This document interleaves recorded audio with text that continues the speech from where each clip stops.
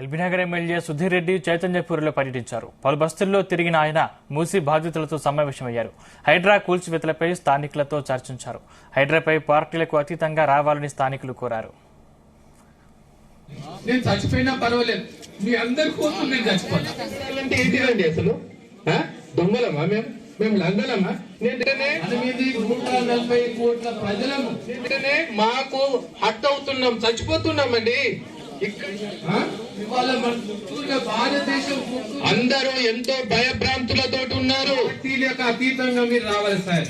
పార్టీలకు అతీతంగా రావటం నాకేం కర్మ చెప్పండి. ఒకటే మాట, ఇప్పుడున్న పరిస్థితి ఏ విధంగా ఉందంటే, మనం మూసీ నదిలోకి దిగితే ఏం రోగాలు వస్తాయో మనం మూసీ నదిలోకి దిగలేని పరిస్థితి ఏర్పడ్డది. కాబట్టి మూసీ నది బాధ్యత నాకు అప్పచెప్పింది. కాబట్టి ముఖ్యమంత్రి గారితో అనేక రకాలుగా మీటింగులు పెట్టి మూసీ నదిలో ఉన్న నీటిని అంతా కూడా శుద్ధి చేయాలి ఫస్ట్. అప్పుడు శుద్ధి చేయకుండా మనం మూసీ నదిని డెవలప్ చేస్తే దాని డెవలప్మెంట్ అన్నారు. కాబట్టి మూసీ నదిని శుద్ధి చేయాలని చెప్పేసి మూసీ నది ప్రక్షాళన కార్యక్రమం 2020లోనే ప్రారంభం అయింది. ఇవాళ 2024లో ఉన్నాం. మరి 20 నుంచి 24 దాకా ఏం చేసింది, ఏం ఘనకార్యం సాధించిందని చెప్పి మీకు అనుమానం రావచ్చు. అయితే హైదరాబాద్ లో ఉన్న అన్ని ప్రాంతాలు, అంటే ఇక్కడ నుంచి చూసి పహాడి షరీఫ్ దాకా మనకు లాస్ట్ సిటీ ఆడికెళ్ళి పలసం ఉంటాయి, ఊర్లు ఉంటాయి.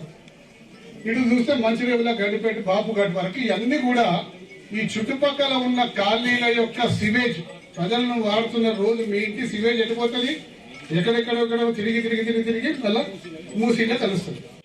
కానీ నా సంస్కారం అడ్డం వస్తుంది. మిమ్మల్ని చూస్తే నాకు కళ్ళు నీళ్ళు వస్తున్నాయి. బాధ